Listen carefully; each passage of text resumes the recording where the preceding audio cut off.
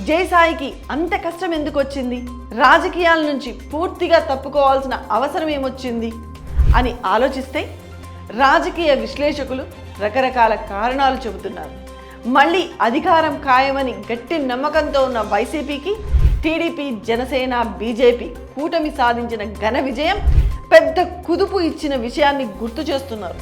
అక్కడే విజయసాయి రెడ్డి పూర్తి అంతర్మదనం చేసుకొని ఉంటారని, అందుకు తగ్గట్టుగానే కూటమి ప్రభుత్వం వచ్చినప్పటి నుంచి రాజకీయాలతో అంటీ ముట్టినట్టుగానే విజయసాయి వ్యవహరిస్తున్నట్టుగా చెబుతున్నారు.